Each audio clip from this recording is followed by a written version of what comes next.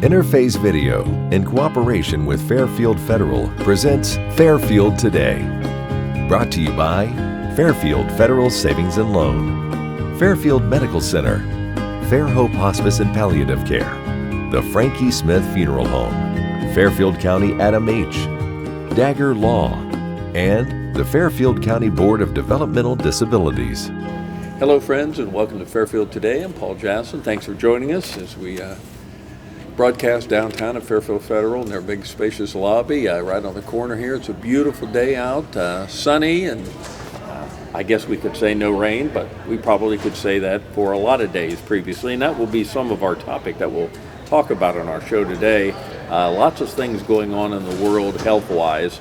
I think a lot of us, I probably introduce shows, I say now in our post-COVID time. Well, everybody is not as good as that. Me saying that is what I think it is, and we've got somebody to tell us about all that. It's Commissioner of the Fairfield County Health Department, Joe Ebel. Joe, thanks for joining us. Well, thanks for having me. So when I say we're in a post-COVID time, that's perhaps not correct? Yeah, I think post-pandemic might be more accurate. Okay. COVID itself is not going anywhere anytime soon, so we're still seeing a lot of COVID cases, and unfortunately, it's been on the rise this summer. You know, in May or June, we had 100 cases reported. July, it went up to about 200. August, it's basically going to be about 400 cases. Wow. So, and now, you know, with everybody going back to school, I think we're going to continue to see that number increase as we get into the typical cold and flu season. So when we say more people now, it's starting to almost double exponentially, it's starting to get bigger. Are the kinds of cases you're hearing now, it's more a little more contagious now, but is it as health-wise as bad as it was when it was really bad, or is this just kind of a different strain? The difference is that, you know, the majority of people have either had COVID, been vaccinated for COVID, exposed to COVID, so it's not new anymore. Okay. So initially, you know, it's a novel, you know, version, so nobody has any resistance to it, and that's when people, you know, get sick and die, and it becomes a real issue. But at this point in the pandemic, it's more of an issue like flu is. You know, you don't want to be out of school or off sick from work because you've got COVID. You don't want to spread it around your household or your classroom or your workplace and make other people sick. But you know, it's not sending as many people to the hospital as it was, and it's really still largely a serious health issue for people that are probably 60 and over. Just like the flu, you know, can send somebody who's already, you know, who's getting older, or somebody who has a pre-existing condition. I was going to say, that seems to always be the key, isn't it? Yeah. So, you know, so for a normal, you know, younger, healthy person, they may get sick, and after a few days they'll start feeling better, and that's that. But especially for those more high-risk individuals, it's, you know, getting that vaccine is important to try to make sure that it doesn't end up turning into something more serious. And those are still available from the doctors when you go in? Yeah, there's actually a newly approved vaccine, you know, just like the flu, every year they come out with a slightly different formulation in the flu vaccine. The same thing with COVID now, so that one's just been approved. We have ours ordered. It should be in by the middle of September, and we'll start giving that updated one. So okay. At that point, you know, you can get one in one arm and get the flu in the other arm, and be covered for the winter is what our recommendation is. I guess that's the commercial I remember seeing. The football player is on there. He got one in one arm, got one in the other arm. That's what you're suggesting. Right, yeah, because flu's still out there and still a serious health issue. In COVID, you know, like I said, it's not really gone away. It's just, fortunately, we're seeing less serious cases and less hospitalizations. And I guess something that kind of made me think about getting you on and talking to you was you were talking about the increase. I think I read in the state, I mean, in the state of Ohio, it's really gone up dramatically around here, and it's going up here, but I mean, it's really on the rise. Yeah, I think we saw it in the summer, you know, especially 4th of July, you know, people are getting together, going to all kinds of events, and so stuff gets spread when you have people a lot of people in a small area. So I think it's just going to continue, you know, like a typical flu season until maybe January or February is usually when the peak of flu is. I wonder if people still wash their hands as much, and probably don't maybe pay as a big of attention to the little things that really helped. Really, I bet the flu was probably a little bit better this past couple of years because people just were staying away from contact. Yeah, we did see a lot of respiratory illnesses decrease during COVID because people were being much more cautious. So right now, it's back to seeing flu. We're still seeing COVID. There's an RSV for the respiratory virus vaccine that's available. So depending on age groups and things, that's something to consider as well. And that's especially a problem for elderly people and for infants. Okay. I think we were talking before we went on. You have kits available at your office there on Sheridan Drive?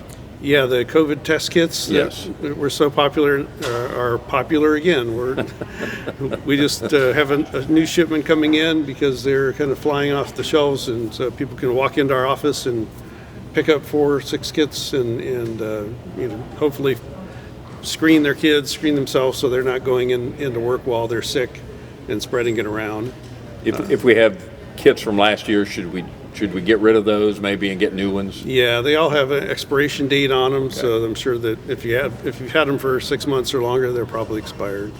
And I know it's hard to believe, but there are other things going on besides COVID. Joe Ebel he's commissioner of the Fairfield County Health Department, and we talked about the kind of the flu and the vaccinations and the COVID and all that kind of stuff going on. But one thing I've seen certainly in social media and probably in the newspapers too is spraying for mosquitoes. That's always a big deal. People are always wondering when you're going to start fogging, when you're going to start doing it in the city. And you've been doing it for a while, and it's still going on. Yeah, at the County Health Department, we do spraying in most all of the villages. In the city of Lancaster, they do their own. Okay. In Pickerington, they contract with Franklin County. So we do, throughout the summer, we set out traps across the county to collect mosquitoes, see what kind of mosquitoes are out there, how many there are, and then the Ohio Department of Health lab tests them to see if they're carrying especially West Nile virus. In the last few weeks, we've had 3, I think, traps that have come back positive for West Nile virus in those mosquitoes. So what does that mean, West Nile virus? That's some serious kind of things? Yeah, it's spread from mosquitoes. They usually get it from birds, and then when they bite us, unfortunately, we often become infected. And much like COVID, the first couple of years the West Nile came into Ohio, we had people dying from it, in our local communities. Now, so far, I think in Ohio we haven't had any deaths yet this year, or any serious illness, but about 80% of the people who get bit by that infected mosquito won't really even know that they got infected. Will have very mild symptoms, if anything. But unfortunately, it can progress into encephalitis, so that's causes inflammation in the brain, and that can obviously be very serious. So that's why we try to educate people on prevention and go out. If we find a trap location that has West Nile mosquitoes carrying West Nile, we'll try to get out and spray that area and try to also figure out where they're coming from. Because like you said, it's been very dry, so you would think, well, mosquitoes shouldn't be a big problem right now. But unfortunately, with the mosquitoes that tend to carry West Nile, they like stagnant water. And if you don't have a heavy rain once a week to kind of flush out the stagnant water, you just end up with a lot of stagnant water. So you don't have a lot of mosquitoes, but the mosquitoes you do have tend to be more likely to carry West Nile. So we can just mention that again a little bit. Is that we know it's been so dry. I tell people I'm so old, I remember when it rained. I remember when it used to rain. But boy, for I don't know what it's been, 4, 5, 6 weeks now, it has been extremely dry. You see leaves down all over now. Maple trees are dropping leaves. Everything's changing. So in some cases, that's good, as you indicate. But in the world, the health department world, it's not all good. Yeah, less, big kind of hatches of mosquitoes like we might see with spring rains, but those persistent mosquitoes, especially if you have containers on your property. So that's one of the things we always recommend is, make sure you don't have any buckets or tires or even bird bass or anything that's holding water for a week or more. This time of year, you can, be generating your own batch of mosquitoes by them laying eggs in that water and hatching out. So rain or not rain, there's something to be concerned about if it's dry or if it's really raining. Right. Yeah. I mean, I've even had them at our house in the flower pots, the little trays you put under them to hold water. And if you look in there, sometimes if you're watering them frequently enough, then the mosquito larvae will be swimming around in there. So it's like, oh, you need to dump that out once a week. Something's going to get you, I guess. You just got to be aware of everything. Now, maybe a lot of people don't know how many programs the health department is really in. You guys are involved in just a myriad of things out there at the health department.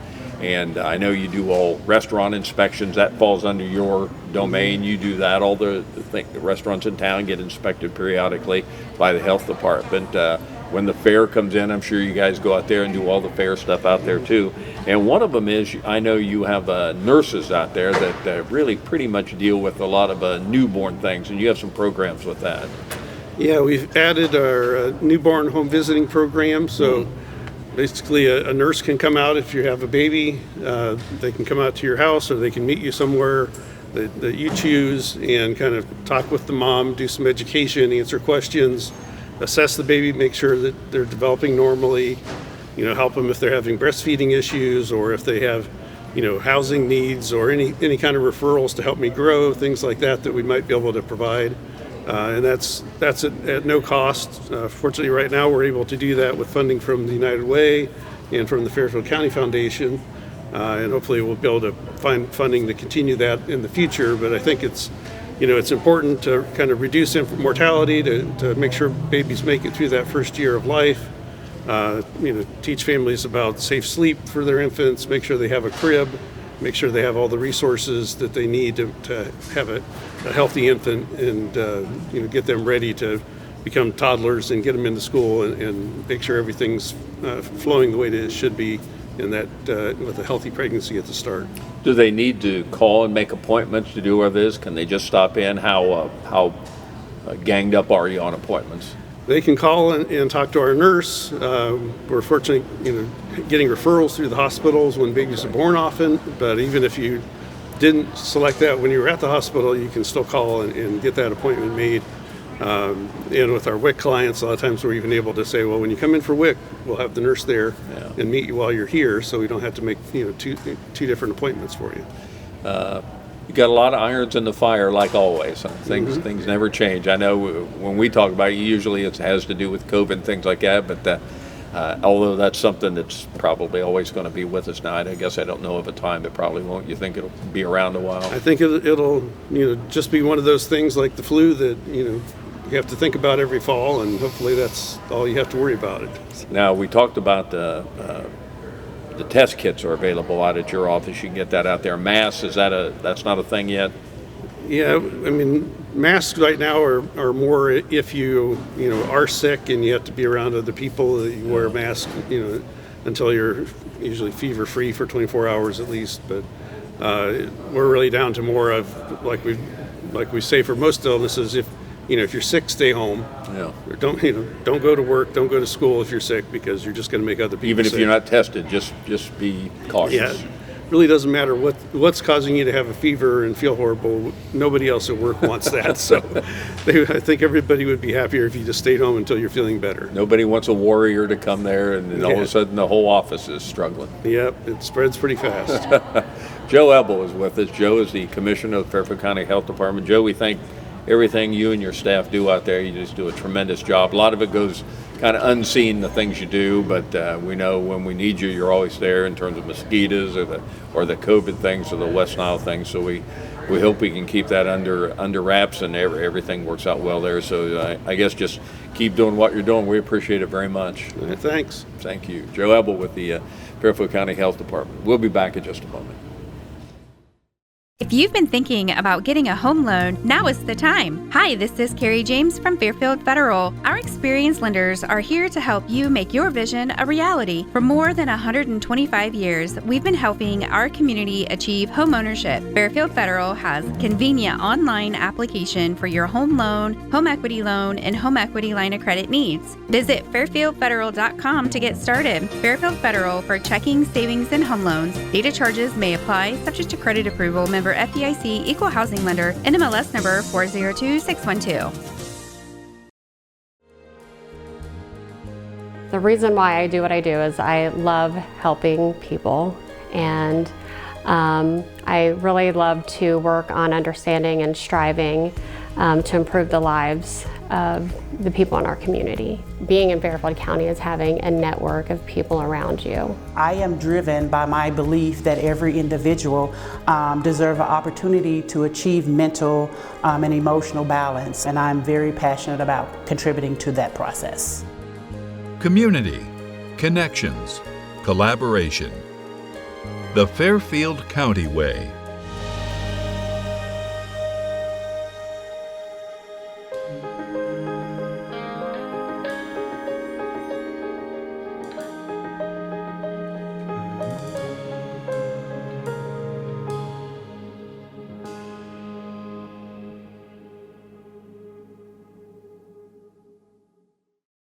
What makes Fairhope what it is our staff. It's always a question that we ask, why do you want to be here with us?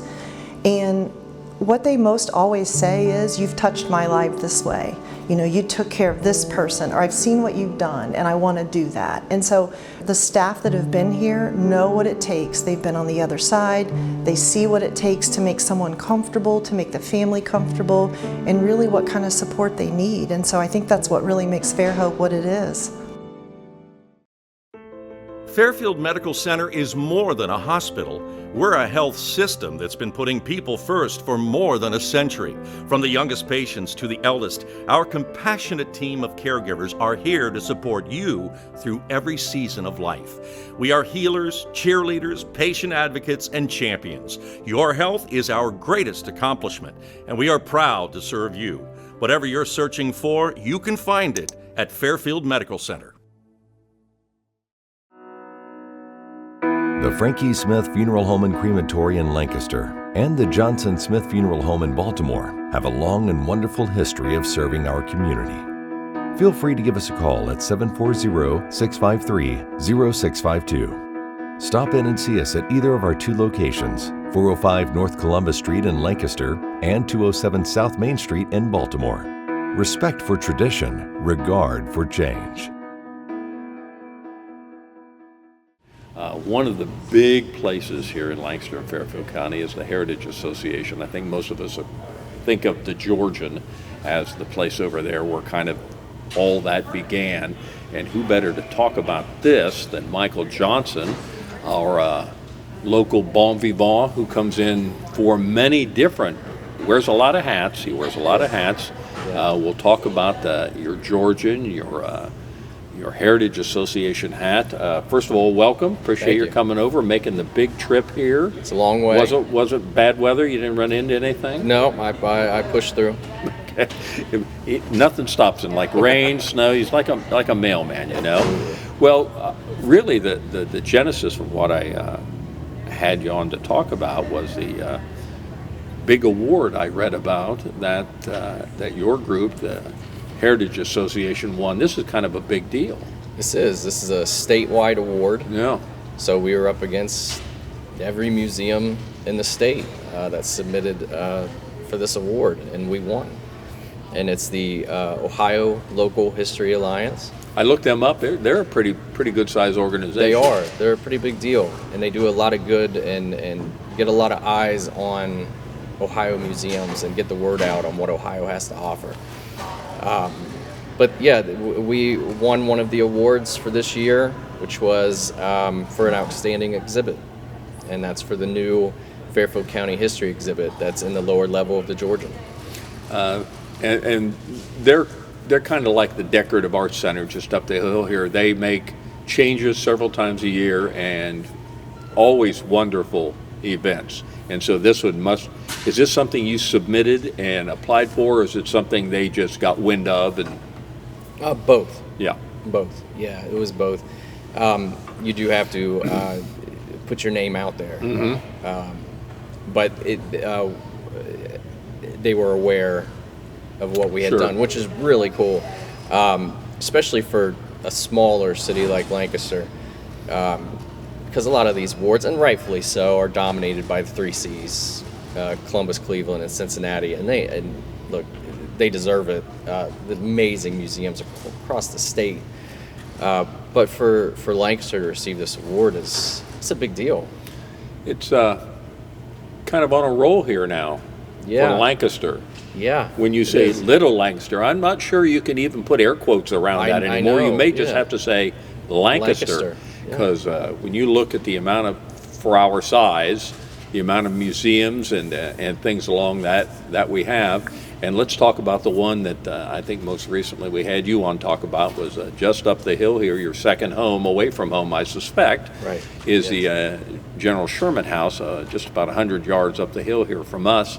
And everybody was chatting about the sword. Everybody, that's been such a big deal for, what, 6 months now? I don't know. Yeah, roughly. 6 months. The big news was about the opportunity that it was out there, that had a chance to be acquired by anyone who wanted to go online or in person, attend the auction. And then the big news is that Lancaster was able to acquire that. You have it up there on display right now in a hermetically sealed 24/7 police occupancy there watching That's it, right. almost that big. That's right. But that was and is, and I think will be a very big deal for this whole General Sherman connection. It's huge, and every museum aspires to have something like that. That monumental piece that people stop and take notice and say, I've got to go to that city to see that item. And yeah, this has been that item for Lancaster. So now we've been open up there, let's just say 6 months, and it's been up there and on display daily for people to come and see.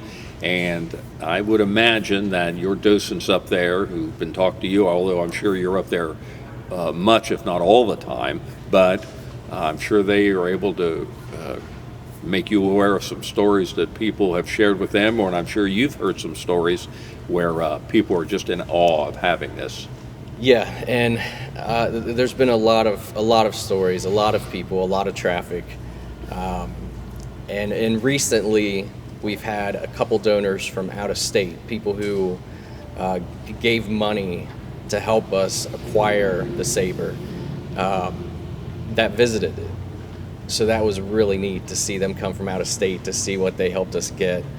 And they were really excited to see it and see their name, because I've got all the donors listed next to the saber. So it was really neat for them to be able to see that. But the museum has always brought in people from across the country and across the world, really. But this year has been even an uptick from that. We are 12 states away from having somebody from every single state visit this season. Ooh, the clock is ticking. The clock is ticking. We're down to a dozen. And I'm sure that number has decreased in the last 6 months. Yes. Yeah. Yes, by a lot. And we always get our international visitors as well. So we've had people from Germany and Italy and China and Scotland just this season. You think the sword was a big part of that? The saber, I'm sorry. The saber was a big part of that? Absolutely. Yeah. Yeah, we've had people tell us that's why they're here. And I guess there is no downside to bringing awareness to William Tecumseh Sherman, who is our boy here in Lancaster. So again, I don't, you may say, well, that's just a saber up there, but it just brings awareness to the whole thing, the things that you've been talking about for so many years on how remarkable this individual is. Yeah, and you guys were nice enough to come visit me at the Sherman House and do the show on remote there. It's different to be in the presence of something like that. And it may sound kind of hokey to other people who may not appreciate the history as much, but there is something to seeing that and thinking, man, what this thing saw, in being with Sherman during the Civil War, it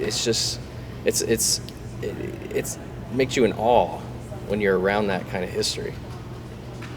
With Michael Johnson of the Fairfield Co Heritage Association here, we're talking most recently about the saber that came up there in the Sherman House. And I would think one of the very cool things when you're around and you get to see it, because I know classrooms of young people coming in is something you do certainly on a weekly basis. Now with school starting up, it'll be a lot more throughout the school year. But I would hope that when they go up there and your folks and and their teachers talk about this and they're looking right at the saber, that some of them get wide-eyed and really think, this is pretty cool. And who knows what that would open up in their lives in terms of loving history. Absolutely. We talk about this all the time when it comes to young kids. You're never quite sure what's going to be that spark to get them into history. And that's a big thing with the history exhibit at the Georgian that we won the award for. That exhibit takes you from Fairfield County history from the Ice Age to present day. From a mammoth tooth to acquiring the Georgian. You never know at what step that's going to connect. And it several things could connect to several different kids. So yeah, it's always having that option and seeing all of these things. You're never quite sure. And I talk to people a lot when they talk about Campfire to Courthouse, which was a big program here growing up. Judge Clark, I think, started that many years ago. Yeah, but it's always these little things that people remember that you wouldn't think maybe would be that significant. So yeah, you're absolutely right. You never know what's going to bring somebody into the fold of history. Was there that aha moment for you, or Absolutely. Was it just a lifelong thing of you've always loved history? So I tell this, when people ask me how I got into history, I tell this story. It goes back to 4th grade, doing my first book report, and everybody was assigned a founding father, and you're regurgitating what you read. It's that very first trying to do a book report, and it's this person was born and died and blah, blah, blah, blah, blah. And we're just reading a couple pages on our founding father. And I got James Madison. And I'm reading about James Madison, and it's just what everybody else is doing. He's born here, died here, and I get down to the bottom, and just this little snippet about James Madison, about how he didn't like to be in a big room full of people because he was shorter, and especially around Washington, because he felt like people weren't paying attention to him. And he had a lot to say. He was one of our smartest founding fathers, but he felt like he was not heard. Sure. And he didn't like that feeling of feeling smaller than everybody else. In 4th grade, I'm looking around as the runt in the room, and I go, I know exactly what that feels like. I know what that feels like on the playground when you're trying to, I want to play this, and people aren't listening, or people are, are talking over you. So in the 4th grade, he was then became your mentor, somebody that you looked up to. But immediately, I connected with a president, a founding father. And that's one of the first things kids say, well, what does this have to do with me? And you never know what that connection is going to be. And for me, it was that. And then I became, by junior high, the War of 1812, I knew front to back. Yeah. And it went on from there. So that was it. That sentence. Light bulb moment. That was it, yeah. Yep. It's good that you can still remember that. I can. It's pretty You ever vivid. tell your teacher that was the moment? Oh, yeah. Yeah. Yeah, definitely. Who was your teacher? Do you remember? So in 4th grade, it was Mrs. Flairbaum. At East Elementary. East, okay. Yeah. Which has moved now, so. Yeah, it's Mount Pleasant, which Mount my Pleasant, kids go to now. Which is very cool. It's become historical in its own right. Absolutely. And then your children attend there too? Yeah, my children Nice. attend there, and they've Nice. got the East School picture in the background in the office. So yeah, it's come full circle. But before East was transformed, I was able to take my son to my kindergarten room when they had the open house, basically to say goodbye to East School. So my son was able to go through my kindergarten room and different things. So that was kind of neat. So do you harp history on your kids, or do you think there's a chance that they're gaining that aha moment in their life? Do you see history meaning something to them? Yes. Yeah. Yes. And I try not to harp on it. I try not to force it. Sure. But yeah, they get it. And my daughter, who's 6, Sherman, or or Scipio, like I know Scipio, like she knows by seeing them. So that's really cool. And I will credit you. I'm going to say this is you starting a lot of this. Now, if it's not, there's bourbon tastings. There's things happen out there. Taste. That's still coming up, right? Yeah, so that's become our annual fundraiser. This will be our second year for it. That's going to be September 13th. That's in the Sherman Gardens. It's bourbon at Sherman's, and that is our major fundraiser for Fairfield County Heritage. So it's a lot going on. Yeah, with you guys over absolutely. there. Now, what are the hours at the Georgian? So both museums are open Wednesday through Sunday. Okay. Tours start on the hour. So at the Sherman House, tours start at noon, 1, 2, and 3. And at the Georgian, they start at 1, 2, and 3. And you can see the award-winning now history exhibit at the Georgian. It is included with a tour of the Georgian, so it doesn't cost extra. So it's just after the tour of the Georgian, you get to go down there and experience that. Did you have any inkling that you guys were in the final threshold of winning that award, or did it come as a complete surprise? Yeah, no, it's not like they narrow it down and let you know along the way. How many people do you think were in the original?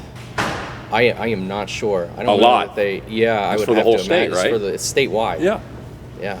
So to come out on top again, it says a lot for the people that founded this. Those ladies back in the day that got this going on to save the Georgian, and again had the foresight to think about what kind of town Lancaster is, its history, and now many years later, most of them are gone. I think of Fran and Petey and gosh, some of the who's who of women in Lancaster that got this going, and they'd be very proud to see how Lancaster has handled that history and such a big part of our community now. I would hope so. I think that they would. And this community does an amazing job at supporting us.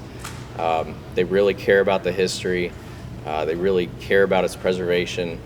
And that shows up when things like the saber we can acquire. We have no business acquiring a saber. You know what I mean? Like, the idea that we can do that is only because of the support of the community.